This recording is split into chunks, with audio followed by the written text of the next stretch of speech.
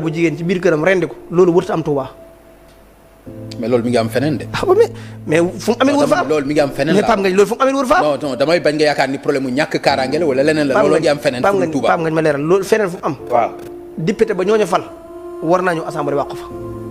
bërki dem boo Ndiaye am fii ci Malika Pape Ngagne man xale bu jigéen fukki at ak ñaar lañ. Pape Ngagne dañ ko ray. Pape Ngagne man dama am légitimité wax ci turu Touba. waaw damaa dem ñaari élection benn ñu fal ma 109 000 voix benn ñu fal ma 172 000 voix. muy lu am solo. kon su ma taxawee assemblée nationale waruma am si tabu lépp loo xam ne waa Touba dañ koy dund suñ ma ko yóbbantee dinaa ko wax kilifa yi mu concerné. d'accord suñ ko fajee baax na suñ ko fajul waa Touba xam ne lii wax naa ci sama jaan wàcc. ok te li ma ci sant yàlla mooy wax ji am na rebondissement jur na dara ndax kilifa gi yor wàllu kaaraange gi réew mi déplacé wu na dafa wax xalifa général des mourides li ma si jublu man mënumaa contre képp ku suñ bi jox ndigal Touba. te Pape Ngagne dama lay leeralal foofu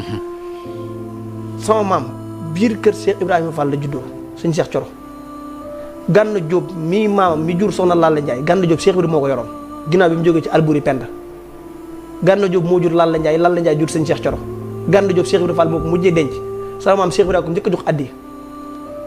kon mënumaa contre ku bokk kër Cheikh Ibrahima Fall c'est impossible mënul nekk. c'est-à-dire méthode bi ngay contre maanaam doxalin bi. non du question xëy na léeg-léeg ñu dajeeg nit jàpp ko laaj ko xaalis wala summi ay yéreem wala nangam xal ma dégg Pape Ngagne sëñ Mountakha li comportement yi nga d'accord sëñ Mountakha li mu wax leer na. waaw xam nga sëñ Mountakha li mu wax leer na. kon li mu wax du ma ci duggaat. non sëñ Mountakha lan. renouveler na leen seen ndigal yi. waaw wax leen li ñu war a def ak ni ñu war a taxaw ak ni ñu war a laabéri nit ki bu jëree sax bu la indi kenn ko leen dajeel laabéri leen ko kon kay loolu leer na loolu mënu ma ci duggati. Cheikh Mamadou Mountakha nga ne moo ëpp ñëpp yërmaane gën a bëgg ñëpp Touba taaj na leen wax ak ñoom li mu leen wax dégg nañ ko te ku ci nekk xam na ne Baye Fall ndigal lay wéy Cheikh Mamadou Mountakha mi leen jox ndigal bu leen waxante leen ndigal leneen ndigal la ñuy jëfe ñooñu mënu ma remettre seen en cause li ñu def ci war c'est impossible mënul nekk man Touba mënu ma faa nekk lu dul taalibe bi te Baye Fall yi li ñu def ci suñu projet bi mënu ma ko fàtte le 10 février kilifa yu bëri bi ñu bañee recevoir Ousmane Sonko ñun sëñ Edou Modou Mbenda lañ ko yóbbu bi mu siyaare ji sëñ Fallou Fallam sëñ Modou Amine ak sëñ Moustapha Fall Mbar takk dere yi kariñu ca diggante ba dafa yebal Baye Fall ne dama leen jëli ji PM kon ñun xam nañ nit ñu taxawoo parce que boo ci génnee li ci yaakaar Cheikh Ibrahima ak li ci Aïssatou Cheikh Ibrahima li ci des du bëri kon ñooñu mënuma remettre en cause li ñu def ñun suñu projet bi ak fi ñu féete Sëñ Touba mënul nekk su ma ko doon def dinaa ci rus lu bëree bëri na ñoo xam ne man ak ñoom ñu bokk waajur Aïssatou Cheikh Ibrahima lañ man mii di wax yow kenn gënumaa nekk sëtu Cheikh Ibrahima Fall kenn gënumaa yaakaar Cheikh Ibrahima mënul nekk c'est impossible nit ñi bu ñuy dugg dañuy dugg fuñ xaj man sama sëñ bi concert Wally Seck bi ñu fa doon def te annulé ko dégg naa ci parrain yi nga bokkoon wala parrain yi. ni nga ko dégg laa ko dégg rek xanaa bu ñu lay parrain dara dañ la waxal ko. sëñ Cheikh Thioro. non ci parrain yi nga bokkoon jënd ticket yu bëri di xaar concert bi. non wala. non wax dëgg yàlla. non dañuy wax rek. non bu ma jënd man xam nga bu ma jënd ay ticket bi naa toog fi ne la jënd ay ticket fi ne bu ma jëndul ay ticket ñi tëggoon concert bi day ne kii moo ñeme yàlla te loolu jomb naa ko. waaw lii dëgg mooy jënd ma ticket tuddiwuñ ma ab concert bu ñu tuddee ab bande annonce man homme public la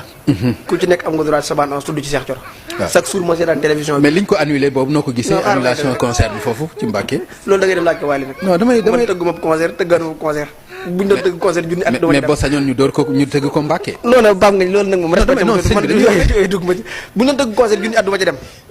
non doo ci dem. waaw mais ñi ciy dem da nga leen ci waajal. buñ ma sollicité ma jàppale loolu aw ma ci problème. loolu laay wax nii de aw ma ci benn problème. bañ ko amalee Diourbel itam daanaka yéen a fëpp yéen waa Mbacké. ah da ngay dem laaj ña fa demoon ci waa Mbacké. da ngay dem laaj waa Mbacké ya fa demoon. d'accord alors sëñ bi ñi ngi jëm nag ci ay ëllëg yoo xam ni. xam man dégg naa fi scandale 1000 milliards ci jamonoy Covid bi wax na ay rapport ñoo ko génne jamono yooyu gisuma ñu ci def ay édition spéciale mais su ma déggee coow 108 millions ma gis ay télévision yu ci def ay édition spéciale. c'est normal. non c'est normal. xam nga loolu moo ne rupture am na ci réew. non mais xaar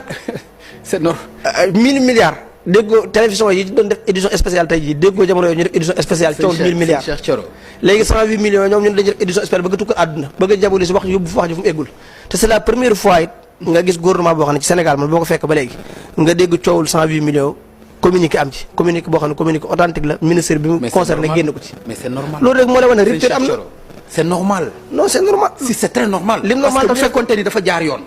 communiqué du ci am wàll. mais lim normal moo tax ñu def ko lim normal ñu xam ne alal Sénégalais yi la te lu ñëpp bokk. mais alalu Sénégalais yi la. waaw yow loolu nga wax. mais président Ousmane Sonko est-ce que xamee na ko noonu. parce que ñi nga xam ne ay militants Pastef lañu ñun ñoo leen doon faj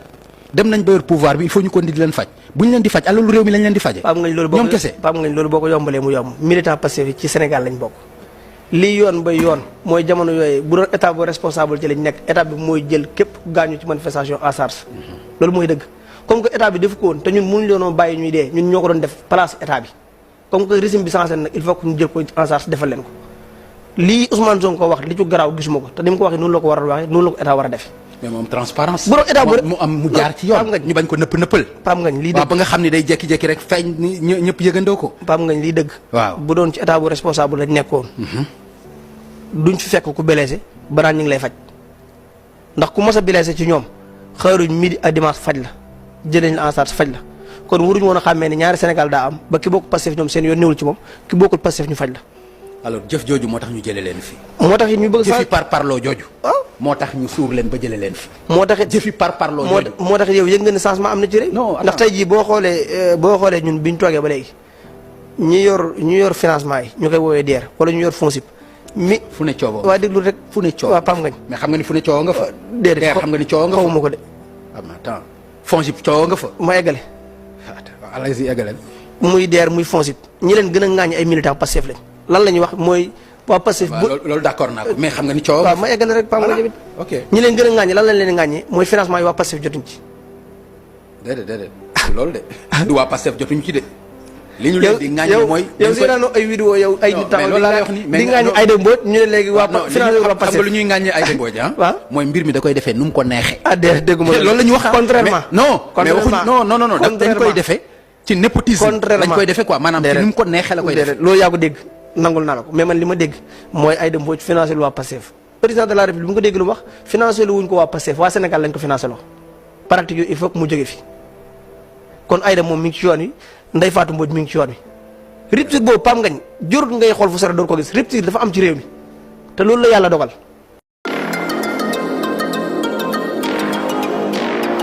may interpeller état bi mooy lépp lu muy def Touba mu di ko surveiller boppam. mu di ko surveiller boppam ba pare it bépp nit bu muy jox marché lu jëm ci wàllu Touba nañu teg corps de contrôle yëpp ñu di ci teg bët. ndax dañoo sonn ci liggéey yoo xamante ay tafa yëngal lay nekk duñ ko liggéey nañ ko war a liggéey ndax problème mu Touba bokk na ci tëli yee ñu fay def te amul assainissement parce que benn tëli boo xamante di nga jël ne tëli bi avant ñu koy def nañ fa assainissement amul xam nga image yi nii image yu soge la ci murit képp koo xamante da nga di Sénégal image yi boo ko gis sa yaram war naa daw te ba nii may waxee nii diggante kër Sëñ Abdou Lahat ba jumaa ja ndox ma nga fa mënu faa déplacé wu kon loolu doy na war de te jéemu leen ci dara jéem dara mënut a weesu ba léegi ndox maa nga fa bu ma nee ndox maa kon ragal naa nawetu den bi mën na faa fekk nawetu ren bi ci loolu la ñuy sant yàlla ba ministre bi nga xam ne moo yor wàllu assainissement liggéey na équipe am ndax nit mënoo jékki-jékki ñëw rek da ngay assainir dëkk il faut que nga xool plan d'assainissement booy teg bu dee da nga bëgg liggéey bu sérieux Touba assainissement mënuñ ko régler ci nawet bi ñu jëm plan lañ war a teg chaque année ñu def ci dara donte day durer 10 ans day durer 5 ans buñ nee day durer 10 ans bu ñu eggee ci 10 ans yi ñu ne assainissement Touba ka réglé nañ ko définitivement mais am na point yoo xam ne mooy point essentiel comme Cheikh Mamadou Mountakha bi ñu ko waxee dañ li ko gën a ñor mooy li koy jumaa ji moom ñu defar ko ñu assainir ko loolu yéen a ngi état baa ngi ci wax na ko Cheikh Tidiane Dièye jël na ci note kay loolu ñu ngi ci ba directeur assainissement dem na Touba déplacé wu kuréel gi sëñ bi tegoon ñu seer assainissement Touba waxtaan nañ ci loolu jàpp naa ne ba ren di déwén dinañ ci gis ay avancement dinañ ci gis ay saafara ndax gouvernement bi li mu fas yéene seq Touba loolu la fas yéene seq Sénégal yépp mooy teg seen mbir ci jubal jubbanti d'accord alors ci leneen ndox mu ñu naan Touba gannaaw ndox mi yàq ndox bi ñuy naan tam seen yitte la état bi wax na ni dana fexe ba ndoxu Lac de Guiers bu neex dugg fa ndax bu fa duggee SONES sa koy yor ndax Touba dañuy fay ndox loolu dafa war a leer lan ngañ ci mën a wax li ma ci mën a wax mooy damay félicité waat gouvernement bi son excellence président Bassirou Diomaye Faye di félicité premier ministre Ousmane Sonko di félicité ministre hydraulique Serigne Cheikh Tidiane Dièye sama xel mi Serigne Mbaye Dia maa ngi koy nuyuwaale li tax ma leen di félicité mooy ñun dañoo campagne Touba déglu waa Touba dégg leen xam Touba ni ñu amee jafe-jafe ndox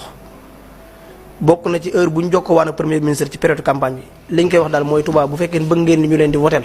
régler leen ñu problème bu ñaari ndox yi mooy ndox mi taa ci dëkk bi ak ndox mu nit ñi naan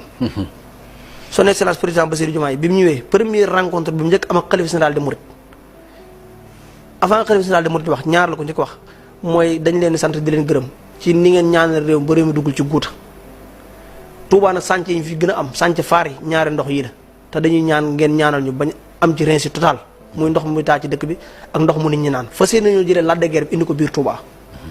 loolu bu ko waxoon rek yamale ko def ko discours politique dinañ ko mën a comprendre ndax dinañ xam ne politicien buy wut la comme candidat malheureux bi nga xamante ni perte na ni mu ko defee woon ba am na sama mbokk politiciens yu bëri nee nañ sax programme boobu moo tax ñu jàppale woon ko